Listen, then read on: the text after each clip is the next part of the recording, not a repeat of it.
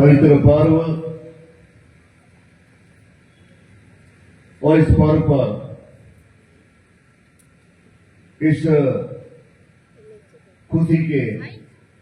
खुशियों भरे इन सबल क्षण और 2 दिवसों में होली का जो यह श्रेष्ठतम पर्व हम यहाँ गुरुधाम की पवित्र भूमि पर मनाने के लिए तत्पर हुए हैं और अब सब साधकों शिष्यों की, साधक और साधिकाओं की इस पर्व पर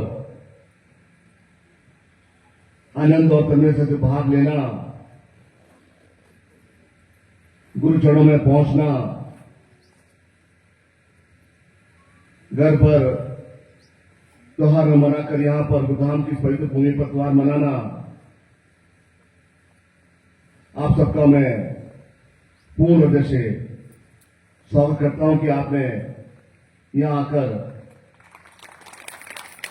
गुरुधाम की पवित्र भूमि पर इस पवित्र भूमि को और अधिक आपकी क्रियाओं के माध्यम से, आपकी आने की उपस्थिति के माध्यम से और अधिक यश, सम्मान, वैभव, कीर्ति में बढ़ोतरी हुई है और यह आप सबकी शिष्यता का फल है, आप सबकी निस्वार्थ सेवा का यह क्रिया है कि हम निरंतर गुरुधाम की पवित्र भूमि पर बड़े भाव से गुरु चरणों में, सदगुरुदेव माता के चरणों में पहुंचकर अपनी आस्था, विश्वास, समर्पण में और अधिक तीव्रता, तेजी लाकर और अधिक बढ़ोतरी लाकर हम अपने जीवन को धन्य कर रहे हैं और जो हमें सदगुरुदेव माता जी से जो मुख से जो उनको जो आशीर्वाद प्राप्त हुआ, जो क्रिया कार्य प्राप्त हुआ, जो चेतना, जो दिव्यता प्राप्त हुई, जो आज्ञा सदगुरुदेव माता जी ने दी, उस आज्ञा का हम सब साधक साधिकाएं, शिष्य शिष्याएं अक्षर पालन कर रहे हैं और मैं आप सबको पूर्ण से साधुवाद देता हूं, आपको ज्ञान देता हूं, चेतना देता हूं कि इसी प्रकार से ये जो हमारी पवित्र भूमि है, जो हमारी योग्य भूमि है, जो हमारा संसार में सबसे सर्वश्रेष्ठ जगह है, उस जग की मर्यादा, उस जगह की वैभव का, उस जगह की आध्यात्मिक चिंतन और अधिक आप आशीर्वाद से पूरे जगह संसार में फैलाएं और इसी प्रकार से एक शिष्य बनकर सदगुरु की आध्यात्मिक चेतना को, ज्ञान को प्राप्त करने के लिए तत्पर योग्य बन सकें। होली के इस महान पर्व पर आपको यही आशीर्वाद प्रदान करता हूं।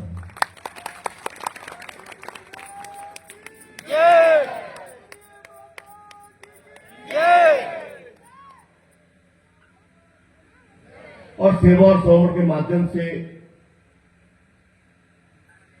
शिष्य क्या क्या प्राप्त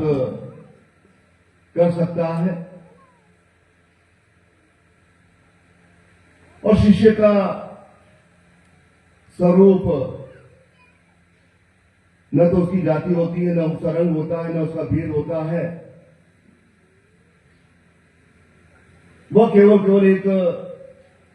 सेवा समूह से बना हुआ है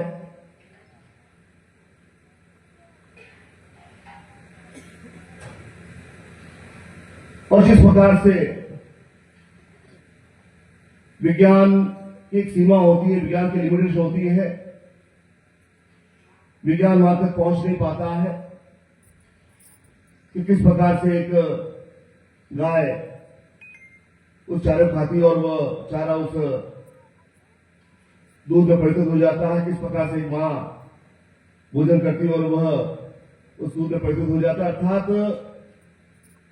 विज्ञान की अपनी अपनी एक सीमाएं होती है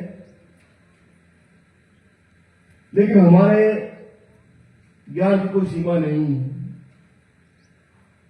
अनंत अनंत अनंत ज्ञान है, चेतना है, दिव्यता है, पूर्णता है, अनंत अनंत कोटि की विशिष्ट साधना है, विशिष्ट क्रियाएं हैं, जिसे शिष्य बनकर ही उस ज्ञान चेतना को, क्रिया को प्राप्त किया जा सकता है। उसकी कोई लिमिटेशन नहीं, उसकी कोई सीमा नहीं है। और हम अपने इस युग काल में हमारा जन्म हुआ है और हम सगुदेव से और मालिक के ज्ञान से जुड़े हैं, उनकी चेतना हमारे अंदर ज्ञात हुई है, उनकी क्रिया हमें प्राप्त हुई है। तो हम उस हिमालय को से उसको देख सके, उस पर्वत आयाम को देख सके, उस जीवनता को देख सके, उस चेतना को देख सके, ज्ञान को देख सकते हैं कि वास्तव में हमारी कितनी लिमिटेशन है।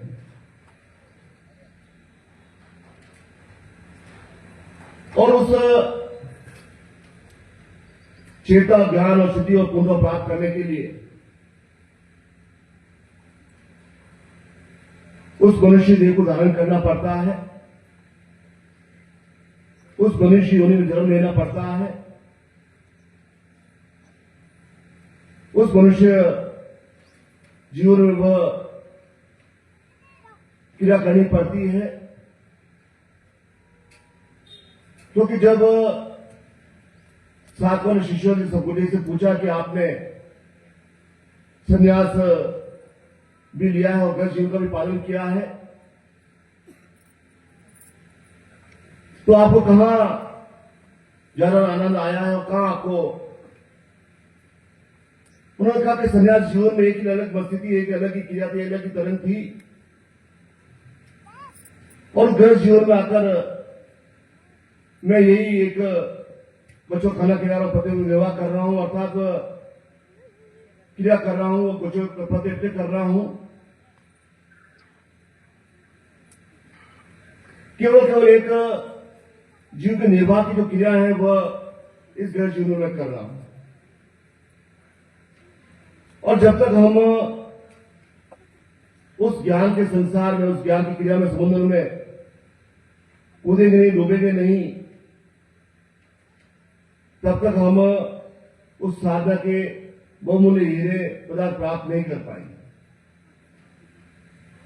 यदि किनारे बैठे रहेंगे तो किनारे में जो गोचे होते हैं, पत्थर होते हैं, कंकर होते हैं, वही मिल पाता है, और जो समुद्र छलांग लेने की, जो समुद्र डूबने की क्रिया करता है, उस साधना में, उस तपस्या में, उस पूर्णता में, सगुण क्रिया में, चेतना में जो जितना जितना दिन उतरता है, उसे उतना ही प्राप्त हो पाता है। तो किनारे खड़े होने से कुछ भी प्राप्त नहीं होने वाला है। फिर हम एक जनसाधारण का अंग बन जाएंगे, जहां करोड़ करोड़ लोगों में गिनती होती है, उसी में हमारी गिनती हो जाएगी। हमारा जो जीवन का मूल उत्सव है, जीवन की मूल क्रिया है, जीवन के मूल उत्थान की जो चेतना है, वह प्राप्त नहीं हो पाए। और वह ज्ञान, वह श्रेष्ठता, वह पूर्णता एक सक्षम सदगुरु के माध्यम से जीवन में प्राप्त होता है। एक सक्षम योगी व्यक्ति के माध्यम से वह जीवन में क्रिया प्राप्त होती है। और उस मूल रस्तों को, उस आयामों को, उस पर्वतों को, उन हिमालयों को, पर्वतों को, क्रियाओं को प्राप्त करने के लिए, उन चेताओं को एक सागरिक तत्व बनाने के लिए मनुष्य जन्म लेकर उस देवता तक पहुंचने की क्रिया करने के लिए एक जीवन में एक निश्चित भाव से यात्रा करनी पड़ती है। और निरंतर निरंतर निरंतर उस प्रेरणा के माध्यम से वह यात्रा एक पूर्ण बनती है। क्योंकि प्रेरणा ही नहीं है, यह भी ज्ञात नहीं क्या प्राप्त करना है, यह भी मालूम नहीं कि किस दिशा में जाना है, क्या क्रिया करनी है, तो वो तो एक अंधकूप की भांति जीवन है, जहां जीवन दिन तो दिन चलता चला जाएगा और अंत में जाकर हम नरक में जाकर समाप्त हो जाएंगे। क्या इसीलिए जीवन मिला है कि हर समय हम दुर्बलहीन कमजोर बने रहें, शरीर से और मन से ऑक्सीजन चढ़ाते रहें, दवाएं लेते रहें और निश्चित बुद्धिल और कमजोर बने रहें? कब एक चुनौती भरा भाव आएगा, कब एक तत्व ज्ञान की क्रिया कि मुझे यह जीवन में इस बहुमूल्य चिंतनों को प्राप्त करना है, जो साधना है, जो सिद्धियां है, जो पूर्णता है, जो तपस्या है, जो योग्यता है, जो हमारे ऋषि मुनि तपस्वी योगों के पास जो क्रिया है, तत्व ज्ञान है, श्रेष्ठता है, पूर्णता दिव्यता है, ताकि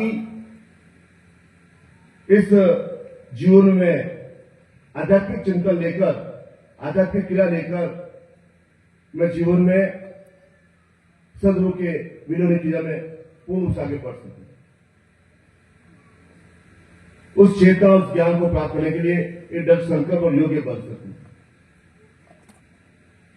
अन्यथा जीवन तो निरंतर चला जाएगा और जीवन की क्रिया, जीवन का सही अर्थ में जो तत्व है वो ज्ञान में प्राप्त नहीं हो पाएगा।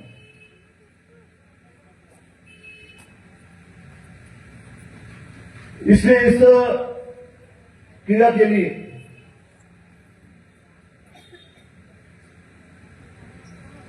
उस चिंतन को प्राप्त करने की किसी प्रकार की मुहूर्त की आवश्यकता नहीं होती, किसी प्रकार की कोई समय की आवश्यकता नहीं होती, समय के अनुसार ही वो किया जा सकता है।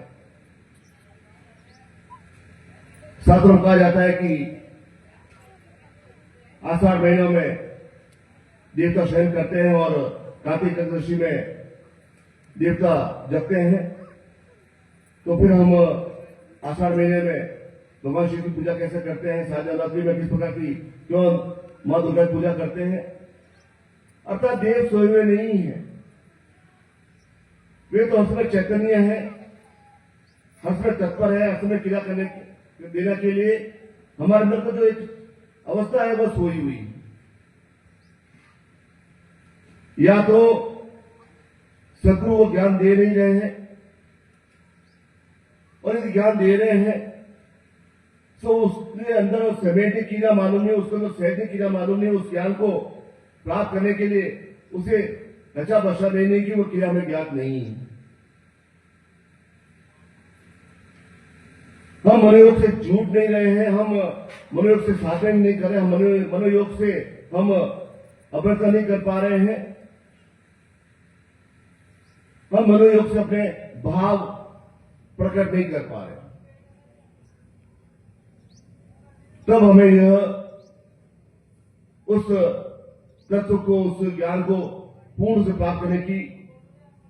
क्रिया हमें प्राप्त नहीं होती।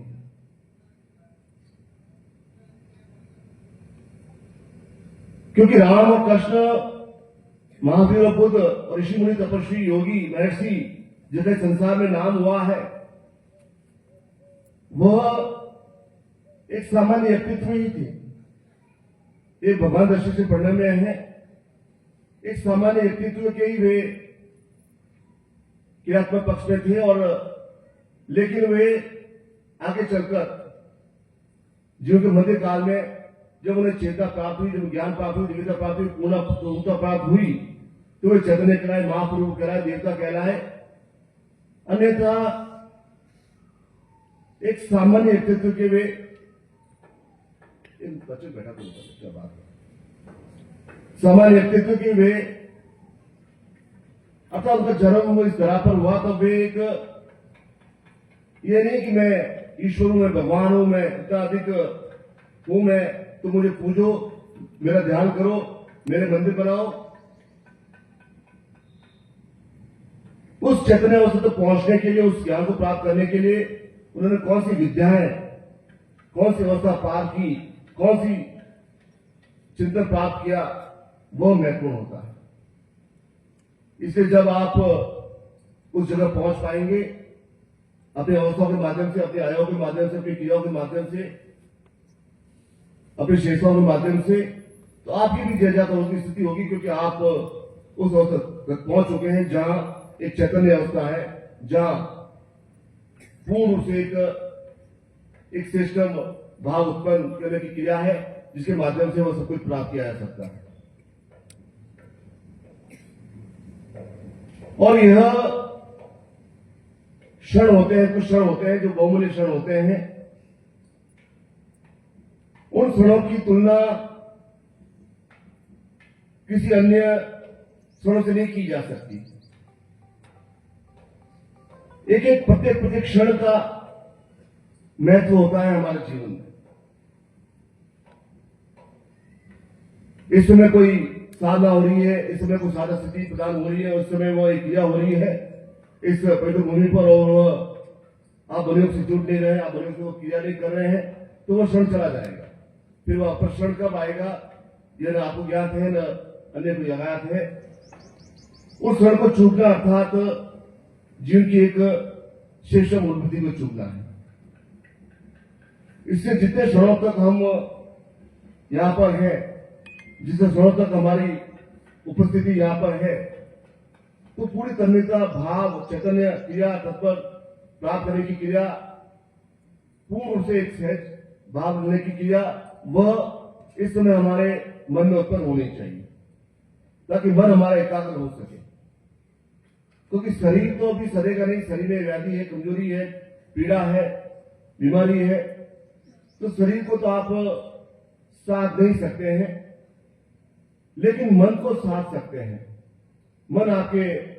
एकाग्र अवस्था में हो सकता है, मन पर आप नियंत्रण कर सकते हैं। और जब आप इन क्षणों को में जब मन पर नियंत्रण कर लेंगे, मन के माध्यम से उस चिंतन को प्राप्त कर लेंगे, तो वह आपके लिए बहुमूल्य दोहर बन जाएंगे। एक प्रकार से एक श्रेष्ठ क्रिया आपके जीवन में आपको एक श्रेष्ठ उपलब्धि प्राप्त हो पाएगी।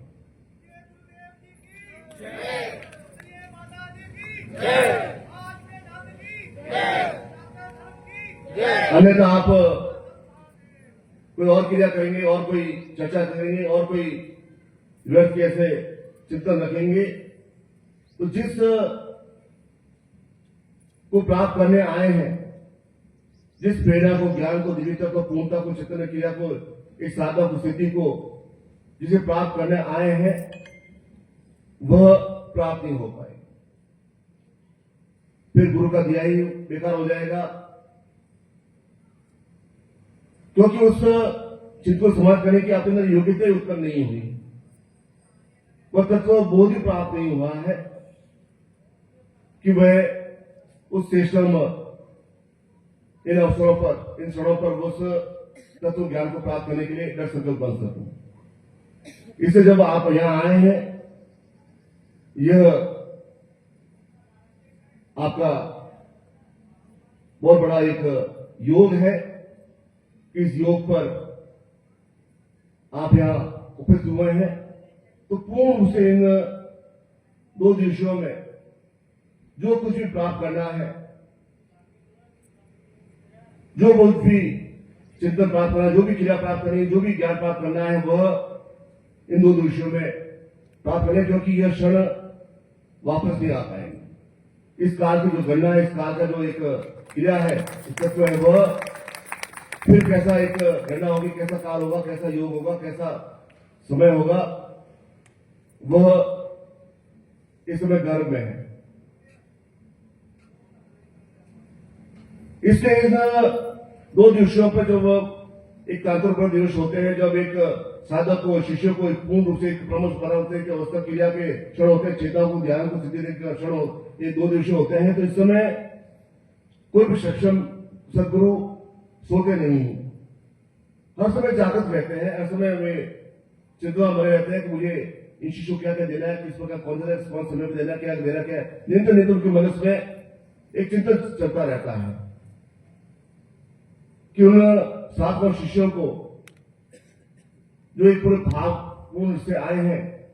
जो हृदय में सदगुरु माता जी को और सदगुरु की ज्ञान को स्थापित करने के माध्यम से जो एक चिंतन में प्राप्त हुआ है, ये दूर दूर से आए हैं, तो कुछ न एक सिस्टम क्रिया लेकर वे अपने व्यवहार में लौट सके, ताकि उस भावना को, श्रेष्ठता का, पूर्णता का जब वे अपने इसलिए यह क्रिया यह नहीं है कि हम सब कुछ छोड़ दें। कूदने का तात्पर्य है कि सब कुछ छोड़ दें। गर्भ सिंह का भी पालन करना है, घर बार भी देखना, संसार भी देखना है, लेकिन साथ साथ भी एक आध्यात्मिक चिंतन भी प्राप्त करना है, आध्यात्मिक क्रिया भी प्राप्त करनी है, आध्यात्मिक चिंतन प्राप्त करना, ज्ञान भी प्राप्त करना, जिज्ञासा भी प्राप्त करनी, शिक्षा प्राप्त करनी है। उन रेशियों को, उन आयामों को, उन अवसरों को पार करना है, पूर्ण करना है, जिसके माध्यम से एक आध्यात्मिक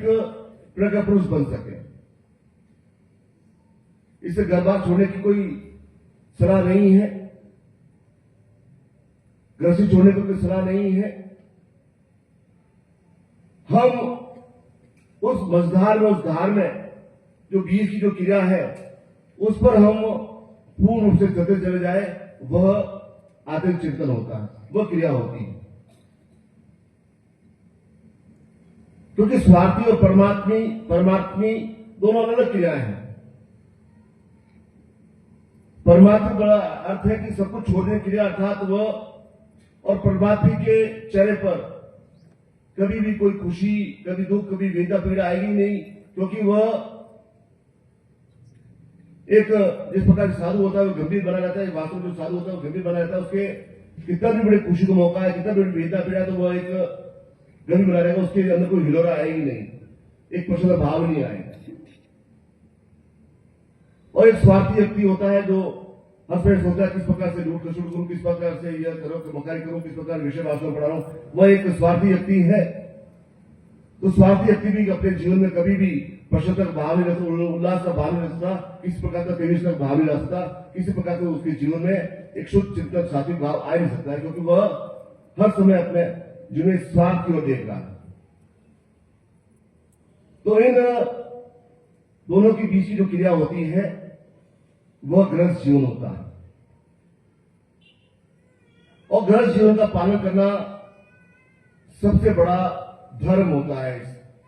संसार में। और उस धर्म को पालन करना बहुत बड़ा कर्तव्य होता है कि हम गृहस्थ जीवन का एक पालन कर रहे हैं, उस धर्म को, उस कर्तव्य को निभा रहे हैं। यह क्योंकि जब तक हम धर्म का सही तुम पालन नहीं करेंगे, अर्थात गृहस्थ जीवन का सही तुम पालन नहीं करेंगे, गृहस्थ जीवन की क्रियाओं को प्राप्त नहीं करेंगे, तब तक उस आध्यात्मिक चिंतन में हमारा मन नहीं लग सकेगा। उस आध्यात्मिक चिंतन प्राप्त करने के लिए हमारे मन में चिंतन प्राप्त नहीं होगा। और इस दोनों छोर के बीच मनुष्य है, साधक है, तपस्वी है, और उस क्रिया को कि हम निरंतर चैतन्य अवस्था में है, जब समस्त देवी देवता चैतन्य है, जागृत है, तो इन क्षणों का हम पूर्ण रूप से लाभ ले सकें। और इसी चिंतन को लेकर, इसी ज्ञान को लेकर, इसी पूर्णता को लेकर, इसी प्रकार की एक मन की अवस्था को लेकर, एक जिज्ञासा को लेकर शंकराचार्य जी अपने सदगुरु रामानुजाचार्य के पहुंचते हैं, गोविंद पद के पास पहुंचते हैं, जिन्हें पाद के नाम से विख्यात थे।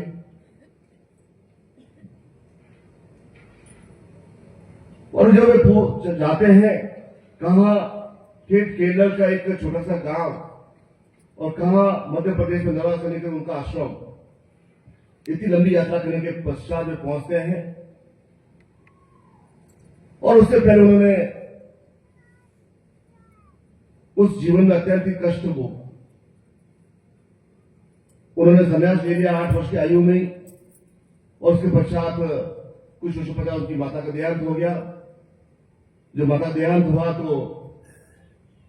समाज ने कहा कि तुम समाज के परिचित हो, बहिष्कृत हो, क्योंकि संन्यास ले लिया है, हम तुम्हारे माता के दाह संस्कार में सम्मिलित हो सके, क्योंकि तुम समाज से बाहर हो। हम तो कितनी विधा पीड़ा हुई थी, मां की लाश उठा कर उन्होंने मुखाग्नि और उन्होंने निश्चय किया कि जब तक इस समाज को मैं बदलूंगा नहीं तब तक मुझे चैन प्राप्त नहीं होगा। और उस चेतन ज्ञान को चेतन प्राप्त करने के लिए उन्होंने भगवान शिव की एक पूर्ण संयोग भाव से साधना की और भगवान शिव ने कहा कि तुम्हें जो प्राप्त करना है तुम्हें इन सदगुरु से प्राप्ति हो सकता है, वे तुम्हें वो ज्ञान दे सकते हैं। और जब यात्रा करके उनके पास पहुंचते हैं और क्योंकि मुझे मालूम था कि इसने भगवान शिव की साधना की तपस्या की है और यह बालक एक सर्वश्रेष्ठ बालक है, इसके अंदर बहुत बड़े भाव है, चिंतन है। तो उन्होंने कहा कि तुम क्या मुझसे प्राप्त करना चाहते हो, तुम्हारी क्या पीड़ा है, तुम्हारी क्या मन की इच्छा है, तुम मुझे विस्तार से बताओ। उन्होंने कहा कि मैं संकोच होकर आपके सामने बोल नहीं पा रहा हूं, लेकिन मेरी कई कई इच्छाएं हैं, क्योंकि भगवान शिव ने कहा कि तुम्हारे केवल 32 वर्ष की आयु है और 20-22 वर्ष मुझे हो चुके हैं और इन 10-12 वर्षों में पूरे भारतवर्ष में आयुर्वर्ग का एक पता लगाया है। मुझे आत्मा की वह दोनों को पुनः स्थापन करना है और मुझे तो वो ज्ञान विद्यता मुझे कैसे प्राप्त हो पाएगी और मेरे कुछ प्रश्न हैं, वो प्रश्न आपके सामने रखना चाहता हूं। उन्होंने कहा कि पहला प्रश्न है कि क्या मनुष्य जीवन में जब मनुष्य जीवन प्राप्त होता है तो वह क्या जिस प्रकार से सर्प एक कायाकल्प कर लेता है, अपनी पुरानी केचुल को उतारकर एक नवीन त्वचा धारण कर लेता है, क्या मनुष्य जीवन ऐसा संभव है?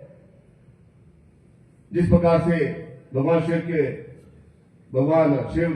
ऊपर नाग है, शीर्षाक पर भगवान विष्णु लेटे हुए हैं, और जब एक सर्प ऐसा कर सकता है तो क्या मनुष्य अपने जीवन में ऐसा कर सकता है कि वह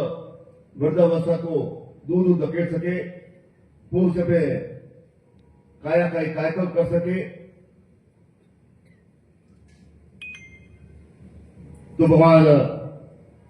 बुद्ध ने कहा कि ऐसा संभव है। बड़ा आश्चर्य हुआ कि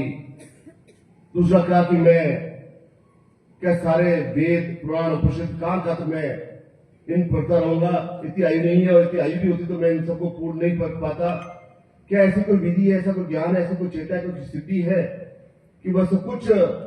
मुझे कंठस्थ प्राप्त हो जाए और मैं जब भी चाहूं उस वेद का, उस पुराण का, उस उपनिषद का जो श्लोक बोला चाहूं तो मैं अपने श्लोक से मुक्ति होकर वो श्लोक को बोल सकूं? क्या किसी कोई ऐसा विधता ज्ञान है कि वह सारा ज्ञान है मेरे अंदर वो समेट सके और वह ज्ञान में प्राप्त कर सकूं? मुझे ऐसा संभव है? तीसरा क्या मैं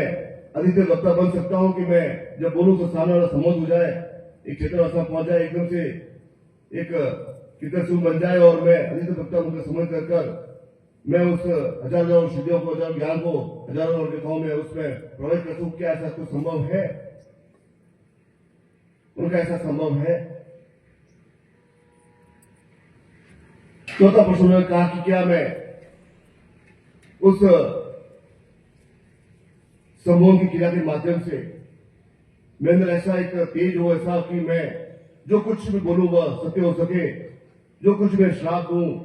चाहे सत्य उसमें क्रिया करूं वह सत्य हो सके? क्या ऐसा कुछ संभव है? और उन्होंने कहा कि छठा, मैं संकोच वास्तव में बोल नहीं पा रहा हूं और मुझे नहीं लगता कि इस संसार में ऐसा संभव हो सकेगा कि क्या एक मनुष्य एक अंगुष्ठ भाव में प्रतीत होकर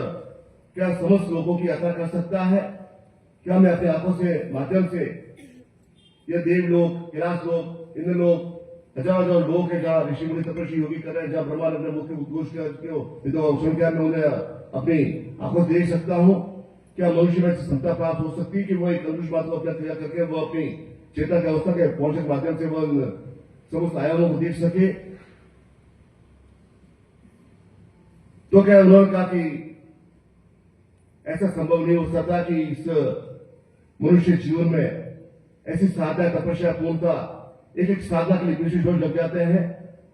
मेरे सामने जो साधु संत बैठे हैं वह कई वर्षों साधना कर रहे हैं, कई तो तपस्या कर रहे हैं, उन्हें एक भी अभी तक एक स्थिति प्राप्त हुई है और उस स्थितियों को प्राप्त क्लेश ईमान ज्ञानी बन गए और तुमने केवल इस छोटी अवस्था में 6 ज्ञान को प्राप्त करने की चेष्टा की है। इस संसार में ऐसा ज्ञान कोई नहीं दे सकता। तो अब शंकराचार्य जी ने कहा कि मैं जानता हूं कि आप मुझे वो ज्ञान के अंदर आपको ध्यान में क्षमता है, इसलिए मैंने भगवान शिव की साधना की। और भगवान शिव ने कहा कि मांगना तो एक ही वरदान मांगना, इन सबको मांगना, क्योंकि मैंने सुना कि 7 चक्र होते हैं, 7 के माध्यम से कुंडली जागृत की जा सकती है। उन्होंने कहा तुम्हारा ध्यान अधूरा है क्योंकि तुमने केवल कुछ 7 चक्रों को ज्ञात करने की तुमने क्रिया की है। मनुष्य के जीवन में 108 चक्र होते हैं। उन 108 चक्रों को जागृत करना इस संसार में किसी के बस की बात नहीं है। कोई भी ऐसा तपस्वी योगी महर्षि सबको ऐसा ज्ञान दे नहीं सकता कि उन सारे 108 चक्र को उस साधु में जागृत किया जा सके, क्योंकि यह अनमोल है। और इस प्रकार से ऐसे कोई भी सहजता से कोई भी सदगुरु ऐसा दे नहीं सकेगा, ऐसा संभव ही नहीं। बोले पूज्य गुरुदेव की, परम पूज्य गुरुदेव की, परम वंदनीय माता जी की, परम वंदनीय माता जी की। ओम हर हर महादेव। अर्थात भगवान शंकराचार्य ने क्या अपने सदगुरु से वह मांग लिया, जिस प्रकार से एक कार्यक्रम करने की क्रिया, पूर्ण आयु को प्राप्त करने की क्रिया, समझ करने की क्रिया, समूह करने की क्रिया, समस्त वेद उपनिषदों को पठन करने की क्रिया, क्योंकि एक मनुष्य जीवन में एक जीवन में ऐसा संभव हो सकता है कि योनि कहीं 1000 योनि लेनी पड़ती तब यह ज्ञान प्राप्त हो सकता है, लेकिन उन्होंने एक ही जीवन में सब कुछ अपने सदगुरु से मांगा। और सदगुरु को मालूम था कि उन्होंने भगवान शिव की साधना की और यह तपस्वी बालक है, यह योगी बालक है। उन्होंने कहा कि मैं तुम्हें ज्ञान अवश्य दूंगा, लेकिन उस सीधा से होने के अवसर पर जब मैं तुम्हें ज्ञान दूंगा, सीधा दूंगा, क्योंकि यह भूतल भविष्य होगा। अर्थात किसी ने ऐसा ज्ञान प्राप्त किया ही नहीं। कोई भी आने वाला सदगुरु ऐसा ज्ञान शिष्य नहीं दे सकता, क्योंकि उस शिष्य में इतनी तीव्रता होगी नहीं, उसकी योग्यता होगी नहीं, उतनी किनकी क्रिया होगी नहीं, उनका एक भाव उत्पन्न होगा नहीं, वह सदगुरु से सबको दे सके। क्योंकि आने वाला समय, आने वाला काल, आने वाला ऐसा कुछ ऐसा होगा कि वह मनुष्य एक प्रकार से एक अपने गौ में, अभिमान में, अपने अलग कर्म क्रियाओं के अलग दानों में से वह निरंतर अपने जीवन की उन्नति करता रहेगा। और वैसा चिंतन, ऐसा सुख सात्विक उसका क्रिया होगी नहीं कि वह ज्ञान को ग्रहण करने के लिए वह योग्य बन सके। और भगवान शंकर जी ने अपने शंकर भाष्य लिखा। उस शंकर भाष्य में उन्होंने इस धरती पर एक आदर्श की स्थापना की और चारों दिशाओं में इस आदर्श की स्थापना के माध्यम से संदर्भ की स्थापना की। अर्थात कितना एक अद्भुत ज्ञान उन्होंने अपने सदगुरु से प्राप्त किया, कितनी चेतना उन्होंने प्राप्त की कि इस अल्प आयु में ही, केवल 32 वर्ष की आयु में ही पूरे संसार को दिखा दिया कि सनातन धर्म क्या है, आयुर्वेद की धरती क्या है। जो उनके हजार ऋषियों का काल जो किया थी वह उन्होंने स्थापित किया केवल 32 वर्ष की आयु में। इसलिए आयु, हम लंबी आयु पाना, बड़ी आयु पाना, जुगाई बनना, उनको ज्ञात था कि मैं जुगाई बन सकता हूं, मैं जब मैं पूर्ण आयु प्राप्त किया अपने सदगुरु से कर सकता हूं। लेकिन उन्होंने वो एक काल चक्र उन्होंने पूरा किया कि इस समय मेरी आयु 32 वर्ष है और उसके पश्चात किसी अन्य लोग को जाकर, किसी अन्य केवल जाकर मैं ज्ञान दूंगा, चेतना दूंगा। मेरी इस धरती पर इतनी निश्चित क्रिया है और उस क्रिया को मैं उसे पूर्ण करके रहूंगा। इसलिए यह नहीं कि 80 वर्ष की आयु में ज्ञान प्राप्त करें, 70 वर्ष की आयु में ज्ञान करें, 60 वर्ष की आयु प्राप्त ज्ञान प्राप्त करें। जिस समय हमारे अंदर वह भाव हो जाएगा, चेतना तो हो जाएगी, ज्ञान प्राप्त हो जाएगा, क्रिया प्राप्त हो जाएगी, जिस समय हम एक सक्षम योगी शिष्य बन जाएंगे, तब सदगुरु हमें पूर्ण से वह ज्ञान हमें अंदर आप्राप्त कर देंगे। जो कि हमारे अंदर उस चेतना को जागृत करने की, उस क्रिया पर जागृत करने की, उस शिष्य का एक उच्चतम भाव पाश्चात तक पहुंचने की। जब तक पराकाष्ठ नहीं पहुंचेगी शिष्यता की, तब तक वह हमें प्राप्त नहीं हो पाता। क्योंकि संसार में शेर बनने के लिए प्रयास करना पड़ता है, औकार बननी पड़ती, दहाड़ भरना करना पड़ता है और छलांग लगानी पड़ती है, क्योंकि छलांग लगाकर वह हाथी का सिर फाड़ सकता है। शियार नहीं कर सकते ऐसा। शियार केवल अपने दुबक के रहते हैं, झुंड में रहते हैं और वे शियार डरपोक होते हैं, एक छोटी दहाड़ सुनकर वह भाग जाते हैं। शेर अपने जंगल में एक प्रकार से, एक शेर के अंदर उतना बल होता है कि उसको दाढ़ से ही वह सारा जंगल हिल जाता है। इसी प्रकार से संसार में युगी यज्ञों की कमी नहीं, इस संसार में साधकों की कोई श्रेष्ठ साधकों की कमी नहीं है, चेताओं की कमी नहीं, ज्ञान की कमी नहीं है। उस पराकाष्ठ तक पहुंचने के लिए शिष्य एक प्रकार से निस्वार्थ सेवा करके वो तक पहुंच रहे हैं जहां सदगुरु से वह ज्ञान दे दें, क्योंकि सदगुरु का निर्माण ही इसलिए हुआ है कि शिष्य को चेता तक अवस्था तक पहुंचाने के लिए।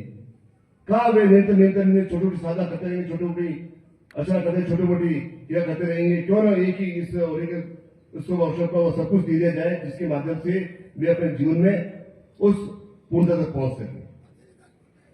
जल जीवन आध्यात्मिक जीवन में एक अद्भुत संतुलन पैदा कर सके। इसलिए जब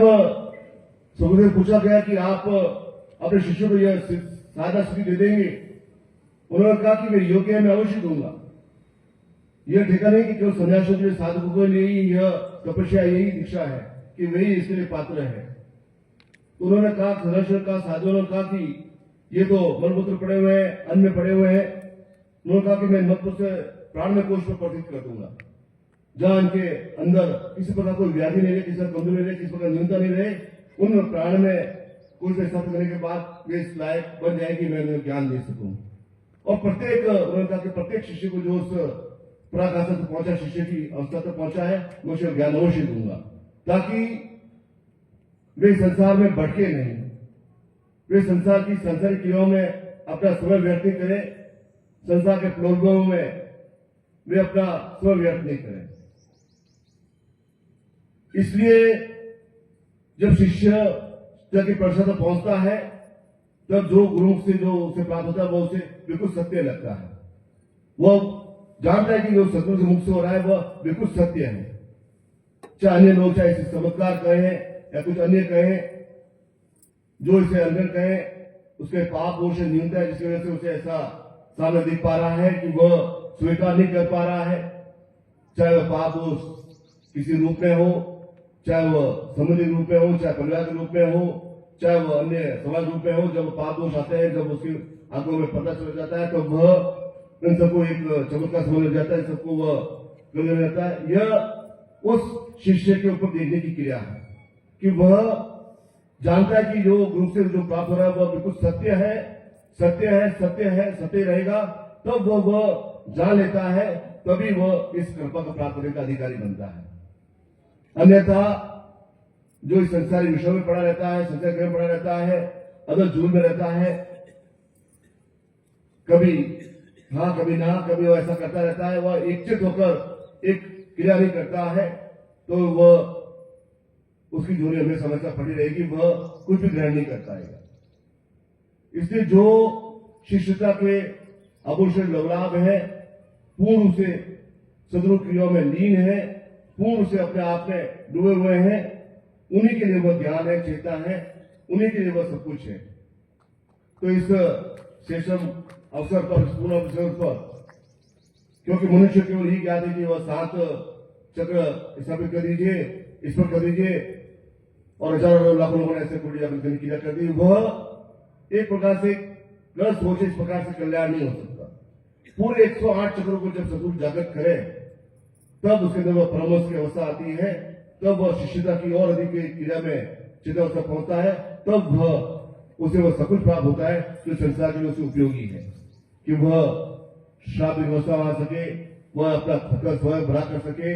वह अधिक वक्ता सुमित कर सके, वह वाक से निश्चित हो सके, कर्म सिद्ध हो सके, उसी जो आलस्य, प्रमाद, क्रोध सब कुछ समाप्त हो सके, और वह अपने आप में एक शिष्यतम, एक साधु बनकर श्रेष्ठतम